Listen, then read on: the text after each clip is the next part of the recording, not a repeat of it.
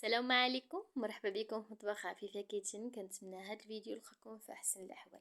وصفة اليوم ان شاء الله غنوجد معكم بروشيت ديال الدجاج بواحد التتبيله مميزه، كيجي لذيذ ورطب ومن اسهل ما يكون. نمرو ان شاء الله المقادير والطريقه ديال التحضير. بالنسبه للمكونات اللي غادي نحتاجو، عندي هنايا نص كيلو ديال البروشيت ديال الدجاج مقطع مكعبات صغيره، عندي 2 معالق كبار ديال المعدنوس، 4 بصله صغيره مشلضه ولا محكوكه في الحكاكه الغليظه، عندي ماي لا موطارد، هنا توابل ديال الشاورما ولا العطريه ديال الدجاج، وعندي ولا العطريه ديال الشوا، المهم اللي متوفر عندكم. فهاد الثلاثه ديروهم. عندي الابزار، صوص صوجا وزيت نباتيه والحامض. نمروا ان شاء الله للطريقه ديال التحضير. غادي نضيفوا المعدنوس على داك البروشيت ديال الدجاج، غنضيفوا البصله مشلضه، غير شويه ديال البصله، تقريبا معلقه كبيره. غادي نضيف معلقه صغيره ديال لا موطارد، غادي نضيف توابل ديال الشاورما تقريبا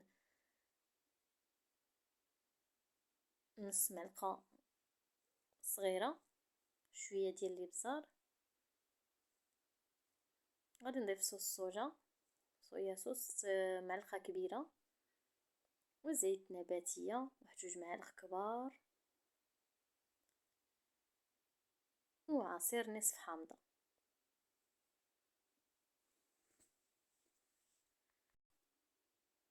صافي كنتبلو كنخلطو هاد الدجاج مع داك التوابل اللي درنا، ونخليوهم واحد ساعتين، ولا الا بغيتو ديروهم حتى ليله قبل يكون افضل، لان الدجاج قد ما شرب التتبيله قد ما تيجي بنين ورطب.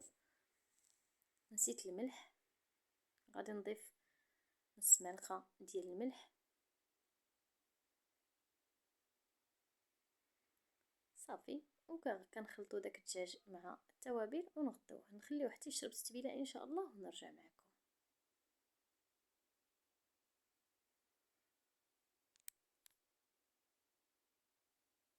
عندي قطفان ديال الخشب درتهم في الماء واحد ساعتين قبل باش ما كيتحرقوش لينا في الفران، حيت هذا البروشيط انا غنشويه غير في الفران، كيجي ساهل وافضل من الفاخر ولا شويه ديال الضو. المهم اللي بغيتو نتوما الطريقه اللي بغيتو تشويوه بها.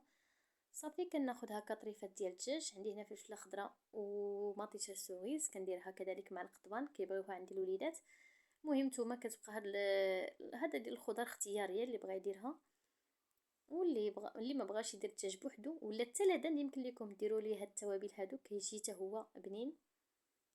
صافي كنصيبوا القطيبات ديالنا بحال هكا تيجي الشكل ديالهم زوين. اللي عنده حفلات ولا عندكم مناسبه ولا حتى الوليدات المدرسه، صراحه كيجيو ولداد بزاف، جربوهم 100% غادي يعجبوكم. صافي كنقادو هكا القطيبات على هذا الشكل هذا، نكمل الكميه اللي عندي ان شاء الله ونرجع معكم. القطبان من بعد ما كملتهم صافي كناخذ هنايا الطاوه اللي غادي ديال الفران، كندير عليها هاد عفوا هاد الشبكه ديال شويه ديال الضو ولا الشوايه العاديه، نديروها بحال هكا صافي. وكندخلوهم للفران كنشعلو غير شويه من الفوق ونخليوهم حتى كيتحمروا. ونمروا ان شاء الله باش غادي نوجدوا واحد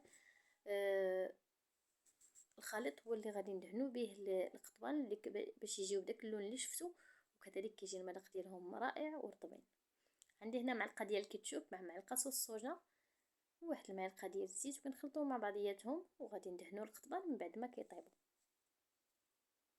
القطبان ديالنا من بعد ما طابوا من الجهتين كناخذ هذا الخليط اللي درت ديال الكيتشوب يمكن لكم تعوضوه بالعسل، الا ما متوفرش ديروا معلقه ديال العسل، معلقه ديال صوص صوجا ومعلقه ديال الزيت، ودهنوهم بحال هذا الشكل هذا وتخليهم واحد الدقيقه صافي وتخرجوهم.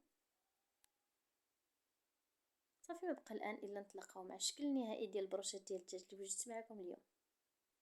ما تنساوش الا عجبتكم الوصفه ديال اليوم تشتركوا في القناه اذا كنتوا اول مره كتشوفوا قناتي. البروشيط ديالنا من بعد ما وجدوا كيجيو على هذا الشكل هذا، كنتمنى تجربوهم، راه كيجيو لذاذ بزاف، واحد المذاق فيهم مميز وكذلك تيجيو رطبين. كنتمنى وصفه اليوم تكون نالت الاعجاب ديالكم. ما بقى الا نقول لكم صحه والراحه وشهيه طيبه، والسلام عليكم ورحمه الله تعالى وبركاته.